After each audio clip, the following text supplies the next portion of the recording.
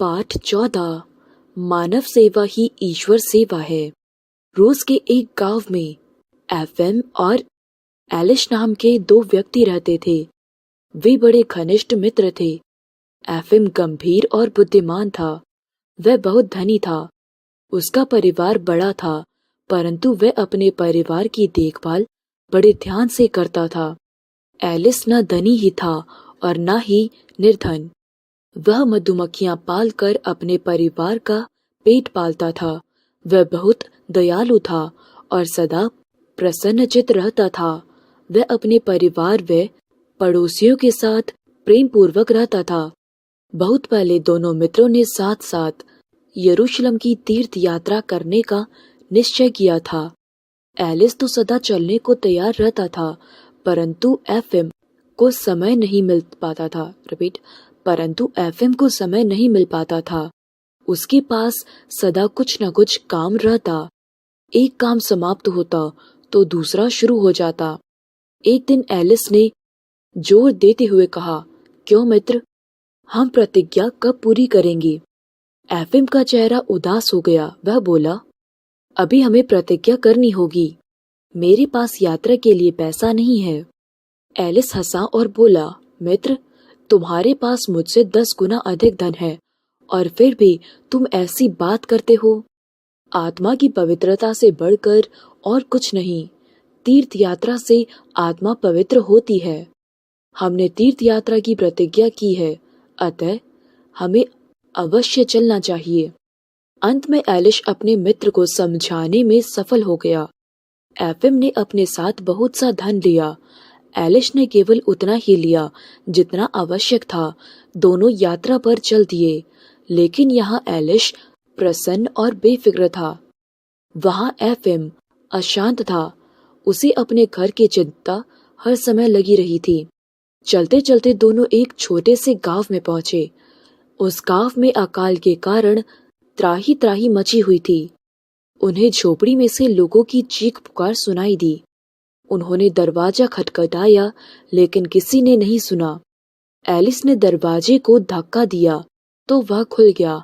वे अंदर घुस गए। झोपड़ी के अंदर का वातावरण बहुत ही दुर्गंधपूर्ण था। एक स्त्री भूमि पर मरणासन अवस्था में पड़ी हुई थी। स्त्री ने पूछा, आप लोग कौन हैं? क्या चाहिए? हमारे पास तो कुछ भी नहीं है। उसी समय एक बच्चा बोला, बाबा, हम भूखे हैं, हमें रोटी दो। तभी एक पुरुष लड़खड़ाता हुआ आया और बोला, हमें रोग और भुखमरी ने घेर रखा है। मेरा पुत्र भूख से मर रहा है। एलिस ने अपना थैला खोला और उसमें से एक रोटी लड़के की ओर बढ़ाई। लड़का रोटी पर टूट पड़ा और देखते ही देखते वह पूरी रोटी खा गया। उस स्त्री और पुरुष को भी उसने 2-2 रोटियां खाने को दी। फिर वह कुएं से पानी भर लाया और उन्हें पिलाया। एफएम झोपड़ी के बाहर ही बैठा रहा। वह अंदर नहीं आया। एलिस ने उसे सारा हाल कह सुनाया। एफएम बोला, क्या हम गंदी झोपड़ी में ही रुके रहेंगे? ऐसा करने से तो हम भी बीमार हो जाएंगे। हमें यरूशलेम भी पहुंचना है। व्यर्थ में समय नष्ट करना ठीक नहीं होगा। एलिस ने उत्तर दिया, मित्र, आप चलें। मैं इन लोगों को ऐसी दशा में छोड़कर नहीं जा सकता। मुझे कुछ दिन यहीं रुककर इनकी सेवा करनी ही होगी। एफएम अकेला ही चल दिया। एलिस उन तीनों प्राणियों की सेवा में लग गया। सुबह होते ही उनके घर की सफाई की, चूल्हा जलाया और भोजन बनाया। घर के लिए आवश्यक सामग्री खरीद लाया। 1 दिन, 2 दिन और फिर 3 दिन बीत गए। उसे समझ में नहीं आता था कि क्या करें। एक ओर वह सोचता कि मुझे जाना चाहिए, लेकिन दूसरी ओर उन लोगों की दशा देखकर उसका हृदय भर आता था। अंत में एलिश ने उन लोगों के साथ ही रुकने का निश्चय किया। उसकी सेवा से उन तीनों प्राणियों में शक्ति आ गई। एलिस ने उन लोगों के दूध के लिए गाय और खेत जोतने के लिए एक घोड़ा खरीदा। साथ ही फसल आने तक के लिए अनाज भी खरीद कर दिया। एक दिन एलिस ने सुना कि बूढ़ी स्त्री अपने बेटे से कह रही थी, बेटा, यह मनुष्य नहीं, देवता है। ऐसे भले मनुष्य संसार में अधिक नहीं है। एलिस ने जब अपनी प्रसन्नता सुनी तो उसने सोचा कि मुझे यहाँ से चल देना चाहिए। इन लोगों के लिए मैंने अगली फसल तक के लिए प्रबंध कर दिया है। अगले दिन जब घर के सब लोग गहरी नींद ले रहे थे, वह चुपचाप चल दिया। उसके पैसे समाप्त हो चुके थे, इसीलिए उसने यरूशलेम जाने का विचार छोड़ दिया और घर की ओर चल पड़ा। घर पहुंचने पर उसके परिवार के लोग बड़े प्रसन्न हुए। उन्होंने पूछा, क्या आप यरूशलेम हो आए? एफएम कहाँ है? एलिश ने उन लोगों को कुछ नहीं बताया, केवल इतना कहकर टाल दिया कि ईश्वर की इच्छा नहीं थी कि मैं वहां जाऊं। मेरा सारा धन मार्ग में ही समाप्त हो गया, अतः मैं एफएम के साथ नहीं जा सका और रास्ते में से ही लौट आया। उधर एफएम झोपड़ी देखने के बाद जितना शीघ्र हो सका यरूशलेम की ओर चला। वहां पहुंचकर वह प्रार्थना करने के लिए चर्च में गया। चर्च में बड़ी भीड़ थी। उसे सदा अपने धन की चिंता लगी रही। प्रार्थना के समय भी वह जब तब टटोलकर देख लेता कि कहीं भीड़ में उसकी कोई जेब न काट ले। पैसे की चिंता में प्रार्थना में उसका मन ही न लग रहा था। चर्च के भीतरी भाग में 36 दीपक जल रहे थे। किसी भी तीर्थ यात्री को वहां तक जाने की अनुमति नहीं थी, परंतु दीपकों के प्रकाश के पीछे उसने एक ऐसा दृश्य देखा जिससे वह आश्चर्यचकित रह गया। वहां उसे एक वृद्ध पुरुष की झलक दिखाई दी। वह बिल्कुल एलिश की तरह था। एफएम सोचने लगा कि यह एलिश कैसे हो सकता है।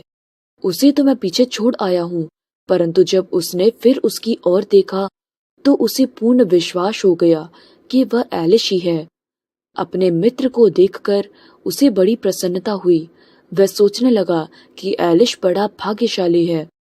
उसके मन में आया कि अगले दिन मैं भी अपने मित्र की सहायता से चर्च के भीतरी भाग में पहुंच सकूंगा। एफएम 3 सप्ताह यरूशलेम में रहा। वह प्रतिदिन चर्च में जाता, वहां अपने मित्र को विशेष स्थान पर खड़ा देखता, परंतु उसके बाद उसका कहीं पता न चलता। अब एफएम अपने घर की ओर चला। रास्ते में वह उसी गांव में पहुंचा जहां एलिश झोपड़ी के दरवाजे पर एक बूढ़ी स्त्री दिखाई दी। वह बोली, आइए बाबा, हमारे साथ बैठिए और भोजन कीजिए। हम सदा अपने यहाँ यात्रियों का स्वागत करते हैं। एक यात्री ने ही हमारी प्राण रक्षा की थी। एफएम समझ गया कि वह स्त्री एलिश के बारे में ही बात कर रही है। जब एफएम ने एलिश के बारे में पूछा तो उस स्त्री ने कहा, मैं नहीं जानती वह कौन था, मनुष्य अथवा देवदूत। वह हम सबसे प्रेम करता था। वह अपना नाम बताए बिना ही यहाँ से चला गया। परमात्मा उसका भला करे। यदि वह यहाँ न आया होता तो हम सब मर ही गए होते। फिर उस स्त्री ने एफएम को भोजन कराया और सोने के लिए स्थान बताया। एफएम विश्राम के लिए लेटा, पर उसे नींद नहीं आई। उसके मन में निरंतर एलिश का ध्यान आता रहा। उसे याद था कि उसने यरूशलेम के चर्च में एलिश को विशेष स्थान पर खड़ा देखा था और वह यह तो जानता था कि वह एलिश को इसी झोपड़ी में छोड़कर गया था। उसकी समझ में कुछ भी नहीं आ रहा था। मन ही मन उसे ऐसा लगने लगा कि ईश्वर ने शायद उसकी तीर्थ यात्रा स्वीकार नहीं की, परंतु एलिश की तीर्थ यात्रा अवश्य स्वीकार हुई है। प्रातःकाल वह अपने गांव की ओर चल पड़ा। गांव पहुंचकर वह सबसे पहले एलिश के घर गया। एफएम को देखकर वह बहुत प्रसन्न हुआ और बोला, मित्र, आशा है आप यरूशलेम की यात्रा सुकुशल पूरी कर आए। एफएम बोला, मित्र, मेरा शरीर तो वहां अवश्य पहुंच गया, परंतु मेरी आत्मा वहां पहुंच सकी, इसमें मुझे संदेह है। मुझे पूर्ण विश्वास है कि तुम्हारी आत्मा वहां थी। मैंने अपनी आंखों से तुम्हें चर्च के भीतरी भाग में दीपमाला के पीछे खड़े देखा था। तुम ही सच्चे तीर्थयात्री और ईश्वर के प्रिय हो। मैं समझ गया हूँ कि मानव सेवा ही सच्ची ईश्वर सेवा है।